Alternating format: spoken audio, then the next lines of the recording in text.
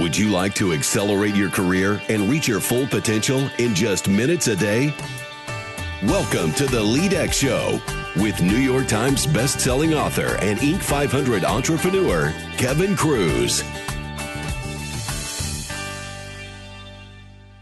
What should you do if your team members keep going to their old boss for advice and instructions?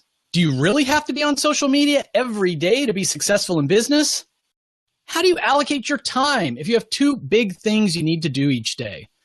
Hello, everyone. I'm Kevin Kruse. Welcome to the LEADx Show, helping you to stand out and to get ahead. Today's the weekly wrap-up show where we take our time. We get to rant about whatever we want. We answer your questions, and I've got a co-host, Tara Millette. Tara, hello. Hello, everyone. Happy to be here again. A week goes by fast, doesn't it, Tara? It's just, to me, it's just wrap up to wrap up. That's all it feels like. Wrap up to wrap up. And podcast listeners, a friendly reminder that we are now recording these weekly shows while we're doing the Facebook Live broadcast. So if you hear us making comments, off stage or whatever that phrase is, it's because we're interacting with the live stream viewers. And if you want to watch us record this live and interact with us live, then go over to the LEADx Life page on Facebook and give it a follow and turn on notifications. Only when you turn on notifications do you then get notified when we are going live. And we try to stick roughly to every Thursday at 1 p.m. Eastern, but depending on schedules and travel, we might move that around a little bit. But anyway, whether you're on Facebook, whether you're listening, welcome. And I don't know, let's move on with it. Anything going on in your world, Tara? Yeah, no, it's been a really great week, actually, so far, I have to say. I wrote a piece on, I want to say Monday, about millennial job hopping, and I've been getting some feedback that people were like, oh, yeah, I totally feel that way. So that was really nice. Feedback from millennials or getting feedback from old guys like me? I can't tell. It's all, I just see the name, so I can't date them by the name, but it's been mostly positive. So I'm assuming they're either millennials or like-minded people. But yeah, that's been really great. And then yesterday we had another live webinar with Jeff Davis, and I got to kind of participate with him and ask him questions. And it was really cool to be on that live platform. It got a little wonky, I'm not going to lie, at one point, some technical difficulties. But besides that, it was really fun, really great. Yeah, I was actually doing a college tour with my daughter yesterday, so I wasn't there. I haven't watched all of it. But listeners, if you want to be alerted to when we do live training sessions, we're doing all kinds of leadership, productivity, all kinds of topics, go to leadx.org, O-R-G, and sign up for like the weekly email or whatever, and then that's how you'll know what's coming up the next week or the next couple of weeks. And, what I just love about this, Tara, is it continues every week. We're experimenting. So you and I did the inaugural ones, trying to figure that out a little bit. And then, we brought in this Jeff guest speaker, and you interacted with him a little bit more. And, we're just experimenting. We're getting there, getting better every week, just like we're doing with this show. So props for doing that. We're learning a lot, it's been really fun, and we're kind of getting the wheels really turning now. So there's going to be a lot more events coming up and stuff. So it's pretty exciting. I'm excited. Adding value all the time. That's what we do. So Tara, I got a question for you. Mm-hmm. I was on a college tour yesterday with my 17-year-old daughter, Natalie. Went to see Fordham in the Bronx. And I've now seen, half a dozen colleges or whatever. And I am shocked at how poorly these tours are run. Like, I'm very underwhelmed. Now, did you go visit a lot of colleges back in your day? God, I'm trying to remember. I think I did. I think I just applied to the one college, Concordia in Montreal. Yeah. And I was pretty relaxed about it. It seemed like I was going to get in. So I didn't kind of do the wide touring thing that you're doing right now. But I remember getting, decent amount of brochures and walking by a few booths, but what was so bad about it, though? What was so underwhelming? Yeah, I guess this is like my rant of the week. It's just most of them are doing the same thing, which is about 200 parents and students, potential students, for them, show up at 10 o'clock in the morning. And, we've all driven 2-3 hours or come in from out of town or whatever for it. And the first thing, most of them, you can never find the place. Like, how hard is it to just give like turn-by-turn directions so you can find the parking lot or whatever it is? Mm-hmm. And the good ones will give you a little bit of coffee or something. Others, like you're hungry and tired and it's off to a bad start. But everybody comes into the auditorium and then they lecture at you about all this information, you know, student ratios, majors, all this stuff for anywhere from half hour to an hour. And then we break into slightly smaller groups and students take us on a tour of the campus. And the problem is, you know, and this is where I know, you know, they have to do this several times a week and they don't have endless dollars, but it doesn't take a lot of time or money. Like, if I was running it, one of the first things I would do is I would separate parents from the students, because the parents have questions about like financial aid and what percentage of the kids graduate in 4 years, what percent of the kids get a job. The students don't care about all of that. Like, they want to see the dorm rooms. They want to know what kind of food is in the cafeteria. They want to know about the parties, the social scene, the clubs, the activities. So like, everybody's zoned out and like the energy just goes down for that hour as we're listening to this passive lecture. And for educational institutions, you hope their classes aren't like that. Like, how hard would it be to just ask for the questions to come from the audience or to break into different groups or whatever? I don't know. And then everybody goes on the same tour. So you visit the same, 5 places or whatever it is. And then they end you at the bookstore so you could buy some swag or something like that. But, yesterday at Fordham, and, hey, Fordham, I love you because I think you're still on the list. So I don't want you to hold it against my daughter.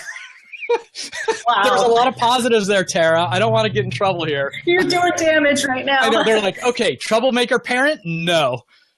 But anyway, I should have said, a Jesuit college located in the Bronx who will remain nameless. Anyway, here's the problem. They tell us in this information session, our most popular major is communication and whatever it is. And it's the film program, the video program, the whatever program. It's like 5 programs. And they just said it's the most popular one by far. And it turns out my daughter's interested in film, so this was the one she's interested in. So we visit, 5, 6 buildings over the next hour. Not once did we visit the communication building. Not once did anybody see like where they'd be taking classes or what equipment they'd be using. And they told it, the majority of people want to see that. Now, why couldn't they have like taken that group and said, anybody interested in a communication major, you're going to go with Tara over there. And those of you who are interested in the business school, which we did visit, you're going to follow Katrina over there, and they could just break you out. And maybe you still see the gym and the cafeteria and the dorms, but the building you pick could be based on your major. Like, how easy would that be to do? And no one has done that. I mean, it's just crazy. I love this rant of yours for so many reasons. Well, so let me tie it back. So everyone's like, what does this have to do? Why did I tune in? Right. So I'll make up a tie back. No, here's the thing. Seriously, if you're a leader, as an example, like, don't treat all your people the same way. Like, you do need to play favorites. What does everybody, what motivates each individual person? How do you want to engage each individual person? What career path does each individual person have? And tailor your time, tailor your attention, tailor your information to those needs. I don't know. That's a little bit of a tie-in. Certainly, and if you're selling, you got to do the same thing. So that's my rant for the week. That's my rant. It's a great lesson. I really like it. You tell I got all passionate about it. Maybe we should send colleges like a LEADx leadership package on how to appropriately kind of bring people in and motivate them and make it engaging and create a system for them. I'm not even making this up. As I'm zoning out in the information session yesterday, I'm thinking about all the ways that colleges could make a better program, a better college tour. I'm thinking, okay, I got to take these points down, throw them in Tara's lap, have her do a little research and write up a draft. So I'm writing an article in my head for us to do. And if we didn't have 50 other articles on deck, we'd probably be doing it already. We do have a lot on deck, but I'm down with this idea. I think it could be really interesting. We can really get into that niche market of tour guides at colleges that just really need a little bit more oomph, There you go. Full side business. Anyway, enough with my rant. I know we got some great reviews continuing to come in. Do you want to pick one for the week? Sure. I have it right here. I chose another long one. I know you also like the short ones, but I love when people go into detail. So this one is from Professionally Average, which I'm sure you're not. I'm sure you're above average. I love these names. I know. And this person says, this show makes my commute both tolerable and productive. Not only that, but as a massive introvert trying to kickstart a career as a thought leader and innovator in my organization and beyond, the content helps me to navigate around situations and scenarios of leadership that I would normally shy away from. Instead of cowering in fear, I'm stepping out and growing a little bit every day. This show is definitely helping me grow both as a professional and as a human being. That's awesome. Professionally Average. You should change your name to Professionally Above Average, because that was a great review. And please reach out to us if you hear this. I hope you do. Reach out to us at info@leadx.org with your snail mail address, and we'll send you an awesome LEADx t-shirt like the one I'm wearing right now and the one that Kevin's wearing right now. It's very comfortable, so you'll love it. And just a reminder to everyone, please go and subscribe on iTunes and leave a review. And thanks to everyone who already has. When you might get some swag and a good shout out. Also, Sarah, I want to let everyone know it's like easier than ever before because not everybody knows how to navigate iTunes. So just go to leadx.org/subscribe and it'll bounce you to the right place. And you could just click that little subscribe button and that means a lot. And then if you want to click a few stars and say a sentence or two, that's even more. And let us know. We'll add you into the ambassador program. We'll tell you to also follow LEADx Life on all your social media channels. But it's the single biggest favor you can do for us is to go to leadx.org/subscribe and just click that little button. So true. It's really small, but it makes a big impact. Also, I want to remind everyone about our free ebook. It's free. Oh, yeah. And it was put together by the Kevin Kruse, and it's called Richard Branson's 7 Secrets to Leadership. And you can go ahead and download that at leadx.org/Branson. Nice and easy. We're very clear about our URLs. Try to be. A little obvious, but it works. And okay. So, hey, let's do one of my favorite parts of the show and answer some questions. Yeah. Okay. And I know we have some people commenting on the Facebook Live right now and asking some questions. Continue to do that because we might get to some of those a little later on. Okay. You ready for the first question? Hit me. Let's do it. Okay, this is from Anonymous. There are 2 people on my team that previously worked with another leader who is in the same room. They still go to the former leader for advice and they do not cooperate with me. When I try to implement a new process or change the way things are being done, I'm always faced with rejection and it is affecting productivity in the area. I need to find a way to change the situation around. What do you suggest? Yeah, that's a great question. It's always tricky if you're taking over for someone and they're still there, they're still around. In fact, when I sold my last company, I took over a nonprofit as executive director. And the executive director that was there before me, he'd been there for, 15 years, a long time, whatever it was.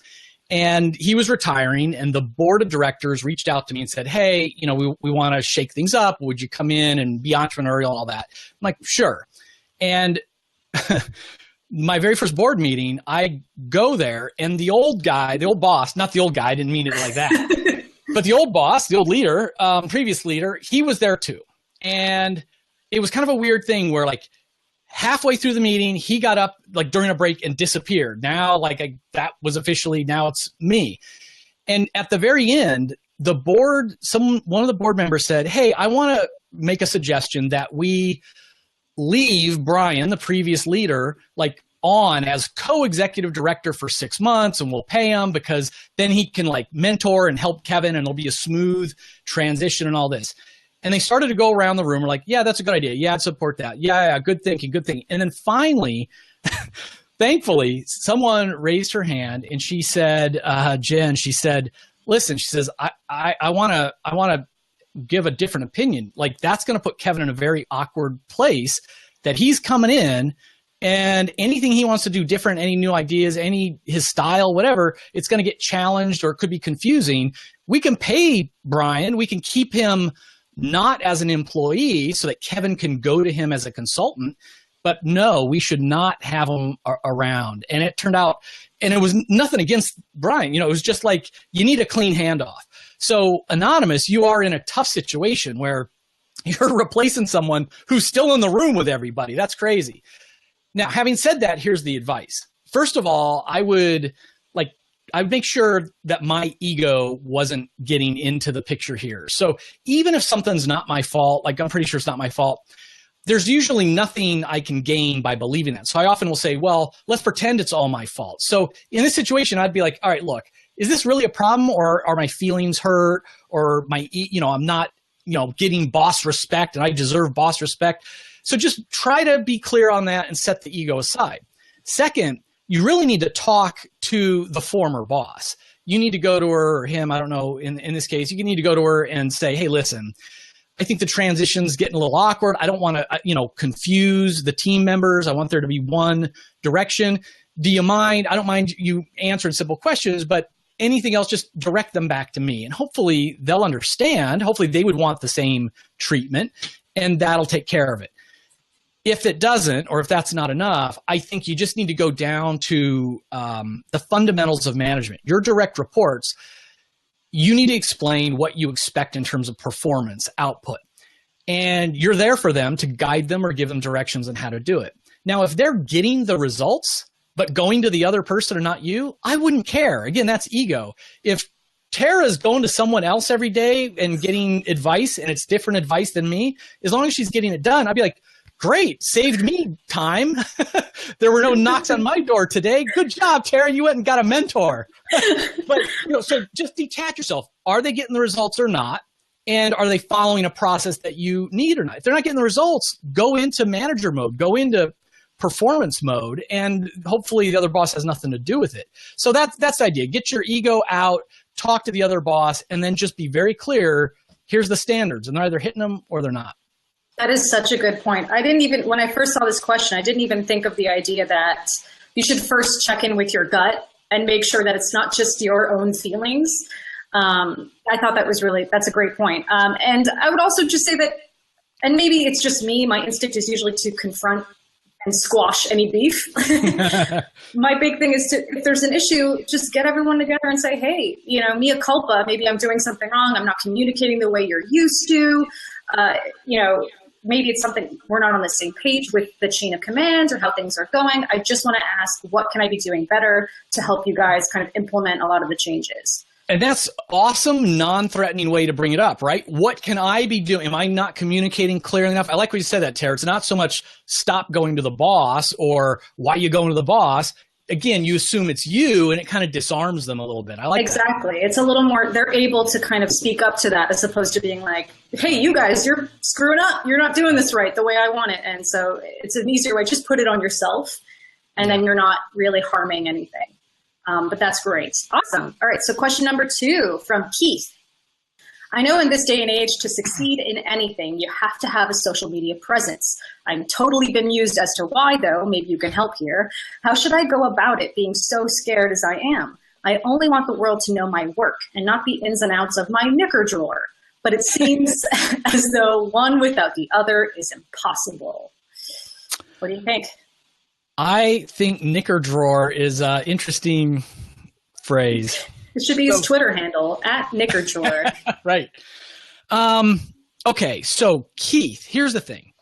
First of all, you don't have to be on social media to be successful in business these days, even as a consultant or whatever. You don't have to. Having said that, what is a fundamental principle, people hear me, I'm like a broken record, is especially if you're a consultant, a solopreneur, that type of thing, it's all about getting people to know you, like you, and trust you. So they can't do business with you if they don't know you exist. So the first step is, you need to capture attention. And that just means going wherever your buyers are, wherever your audience is. So look, if what you do, maybe you're offering financial planning advice and, it's to people local in your community, and I don't know, they would come to a seminar at the local library and they go to a Starbucks or Dunkin' Donuts, you're allowed to put up flyers. There's no social media. You just you interrupt, you get attention wherever they are, and then, get them to like and then trust you. However, let's take the other extreme. If you are offering, fashion stuff or handbags and your target audience is 20 to 30-year-old women, well, they're spending all their time on Instagram, on Pinterest.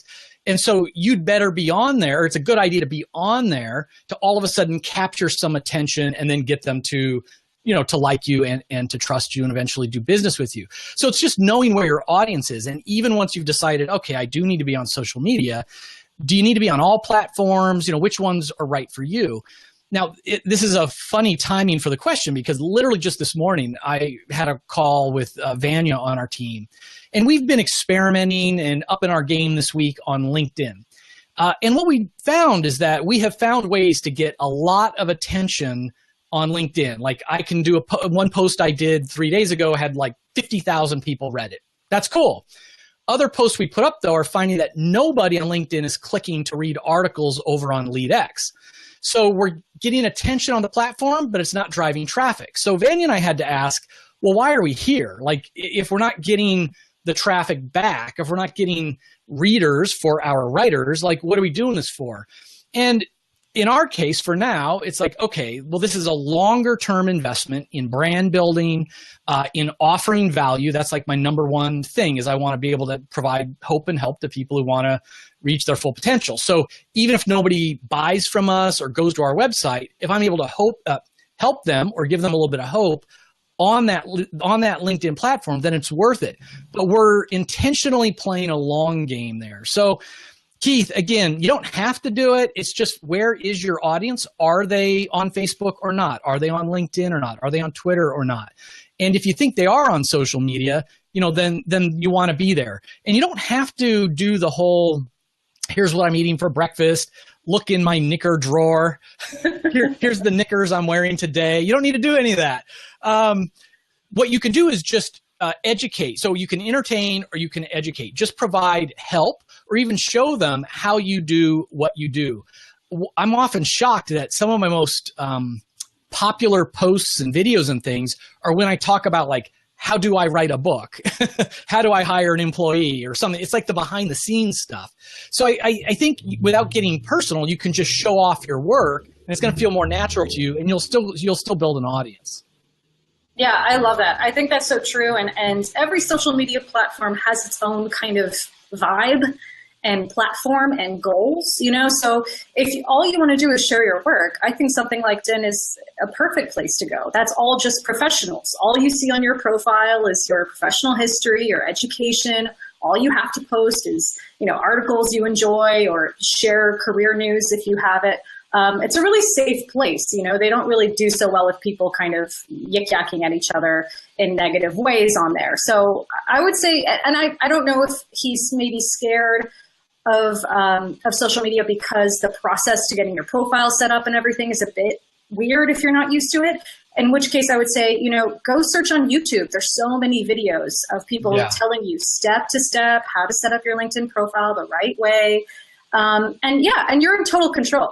You don't have to share anything you don't want to, regardless of what platform you're on. So, go for it because it's really kind of in your court, really, what you want people to see. So that's awesome. Go, Keith. Go knicker drawer. All right. So third question. This is Minnie, and I'm from Thailand. What is challenging me right now is trying to work on two main jobs at the same time. When I work on the family business, I feel like I'm doing what I should do, but not what I really want to do. And when I'm working on my own illustrations, I feel like I'm doing what I love, but not what I should. Both things take up so much time and I want to do them well and keep improving. Do you have any tips on separating time between two main things in life? Yeah, Minnie, I get this a lot, and it's sometimes two work-related things. Like a lot of times people have a day job, and then they'll have, their side hustle, their side project that they really want to make the day job. And there's never enough hours to do both. Or I'll get a version of this, which is I'm hustling and I really want to be successful at work. And yet I'm also, a mom to 3 kids or dad with a toddler, and I want to be a good parent. There's just never enough hours in the day. And as a single dad with 3 kids and multiple things going on, I definitely get it. What I talk about is most people, when it comes to time management productivity, it's almost like it's less about the productivity and more about how you're feeling stressed out. I used to be on the guilt stress yo-yo, especially as an entrepreneur in my 20s. So I would stay late at work or I'd work on the weekend, and I just feel so guilty that I wasn't home with my little kids. But then if I was home on a Sunday stacking blocks, with my toddler, I'd be stressing out that I wasn't working on the big sales pitch that was going to happen on Monday. So I never felt good. And the answer is to get intentional with and be thoughtful with your values, meaning like, what do you value in life? So I value being a parent. I value being a husband or wife. I value my day job. I value my side hustle, my entrepreneurial side business. Identify it, and then just, what does good look like now? Just think it through. And unfortunately, you can't have it all. There's 1,440 minutes in a day. So I often think about like I have $1,440, and I'm shuffling them out into, okay, here's my family time bucket. Here's my work bucket. Here's my friends bucket, my religion bucket, whatever it is. But so there's no one right answer. Like you might decide, you know what, the family business needs me so much this year with what's going on. I'm only going to spend Sunday afternoons on my illustrations, on my side project. Only you get to decide what's right for you. But once you've thought it through, then there's no guilt or stress. You're just working the plan. You're doing what you agreed with yourself you would do. And if it ever feels like, you're going down that path, and it's like, gosh, I just miss illustration. I'm only doing it Sunday. I just really miss it. Well, then just pause, think about your values, and find a way to reshuffle it. So no right answers, but go back to your values. What do you really value in life at this time, knowing you're not stuck in this forever? And just think about, how am I going to carve up that time, and then just work the plan. That's great. I feel like it's so easy to think of priorities as kind of set in stone, but your priorities change over time, and it's okay to say to yourself that, you know what, I've tried it one day a week, but I think I really need it in my life much more. And maybe you can compromise with your family and take one day off a week where you get to do your thing, and then suddenly you have 2 days. There's, right, like you said, there's no right answer, but it's good to kind of keep it fluid. You don't have to be doing the one thing the whole time. Awesome. Do we have time for another question, or do we have a Facebook question? We've got a couple of Facebook questions. Let's go to Facebook questions. Yeah. And I'm seeing some comments here. What kind of engagement model do you think would work for, say, 100,000 employee strong company to induce employee engagement in its culture? So Ozma, here's the thing. This is an area I've done a lot of research. And this is, my own experience as an entrepreneur, but based on survey research of over 10 million employees in 150 countries. And I'm going to talk about a strategic model, but then more psychological stuff first. There's about a dozen different things that drive our engagement at work, how we feel about going to work every day. But over 70% of how we feel about work it comes down to just 3 things: growth, recognition, and trust. So that's a simplified model. You're 100,000 people. They want to be growing, learning new things, advancing in their career. That's the growth part. Recognition. All the employees want to feel appreciated by their boss, by their peers. And trust isn't so much about the ethics. I mean, that's a basic part. It's like, I trust that the future is bright. I trust that leadership has a plan for a brighter future. Because if the industry is strong, if the company is strong, then probably my career in it is going to be strong. So that's engaging. So that's a simplified growth, recognition, and trust is a simple model. Now, the other piece of this, though, is that over 70% of the variance in how we feel about work is tied to who our boss is, who our manager is. So you can have, and I see this all the time, a company that has, say, very high engagement, but you look at each individual division, boss to boss, manager to manager, some will be high, others will be low. It's the same CEO, same mission statement, vision statement, same value statement. All this stuff is the same. What's the difference? The boss. So a model in terms of how you execute it is once or twice a year, you need to do an engagement survey so you know your numbers. You got something to compare it to.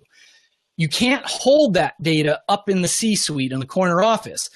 Every team leader, I need to get my own score. Hey, Kevin, you scored a 3.5 on a 5-0 scale. The overall company score is 3.8. So you're below average in the company. Okay, that got my attention.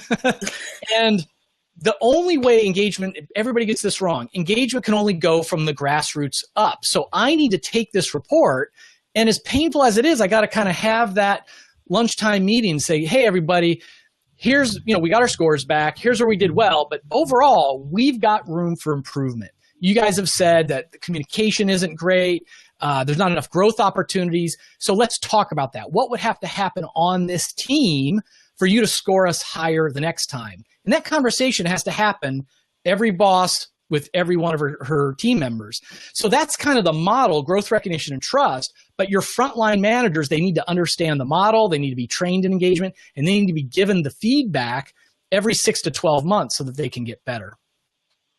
Awesome. I have nothing to add because you are the expert on employee engagement. So I appreciate that question. And we've got one from a mutual friend, TC Thompson, right? The TC Thompson, contributor over at LEADx.org. You want to read it? It's a long one, Terry. You want to take this? Oh, sure. Let's do it. All right. TC, Kevin and Tara love the podcast. Question that I have is this. There are many people online claiming they have the magic bullet to promote, sell, etc., that will turn your business into 7 figures while you sleep and sit on the beach enjoying the sunset. God, that sounds good.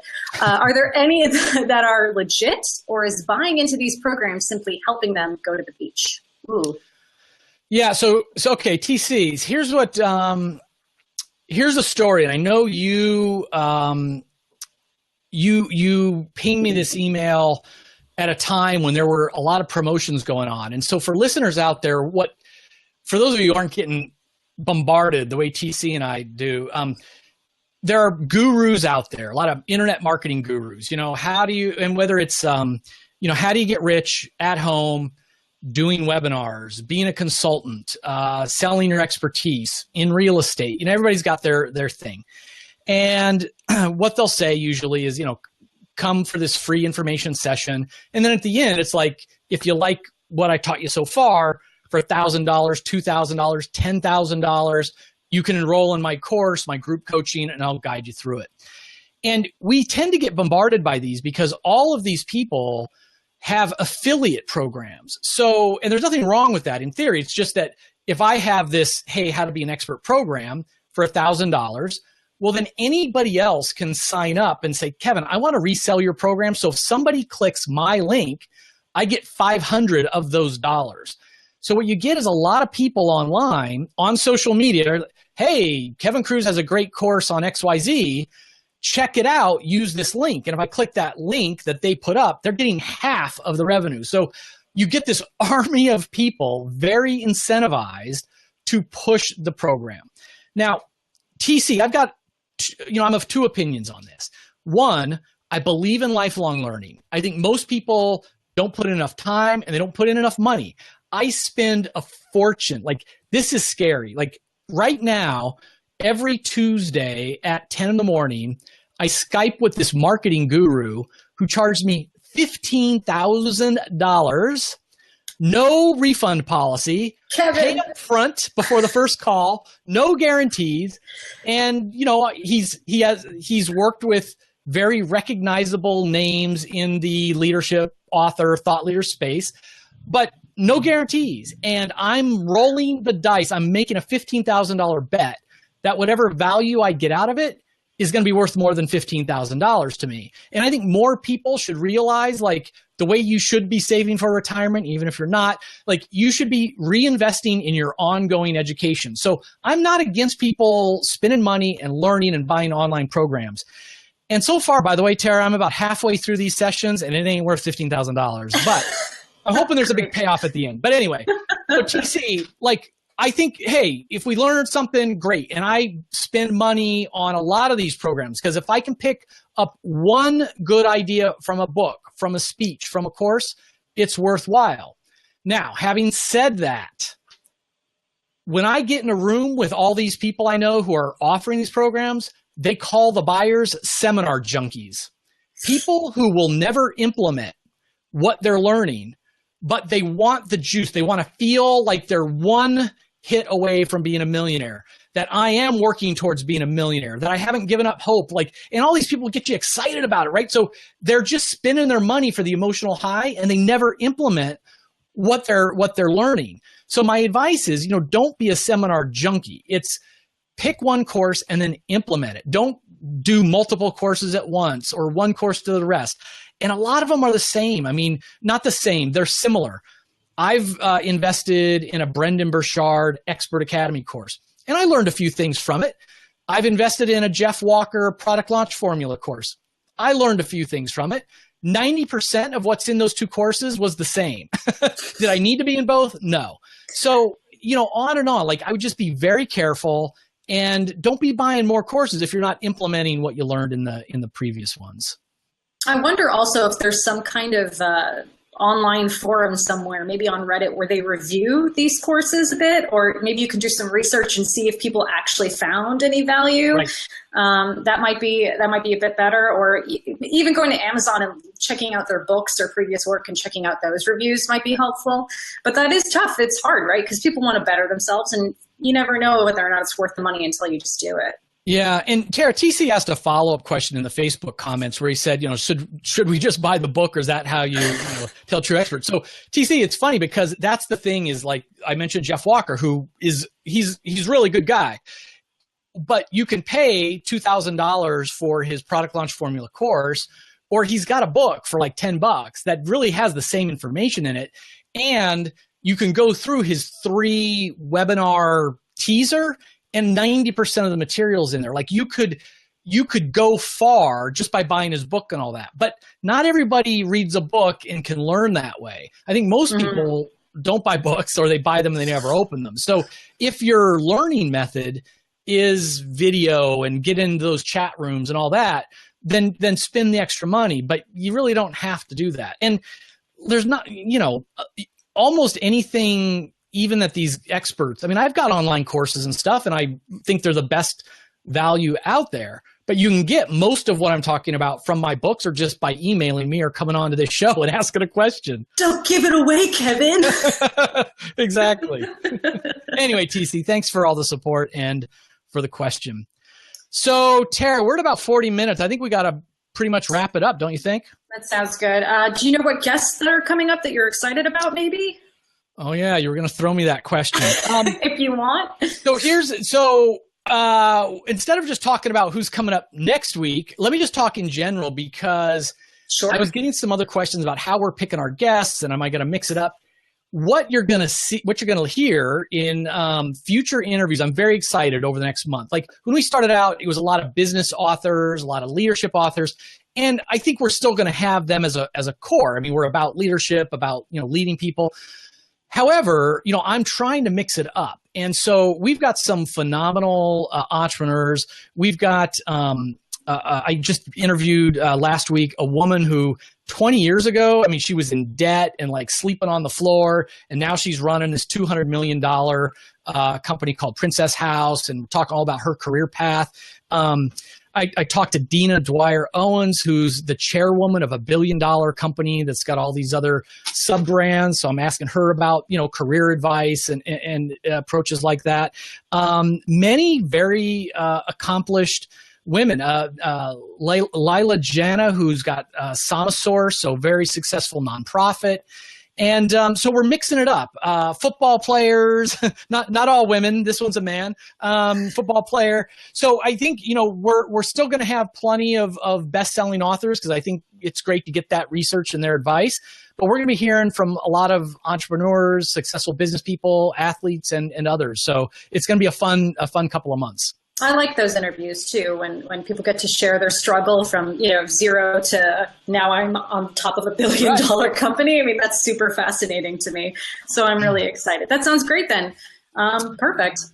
So listen, everyone on Facebook, thanks again. For the podcast listeners, if you want to follow us on Facebook, go to LEADx Life and turn on notifications as well. And Tara, that's it for the week, right? I mean, I think so. As long as the tech worked, I think we're good for another week. So Final note, until next time, remember, leadership is about influence, which means we are all leaders. You're leading all of the time. You're leading, you're influencing positively when you take action with your behaviors. But you're also influencing in a negative way when you're just a bystander. So be mindful, be intentional. How will you lead today?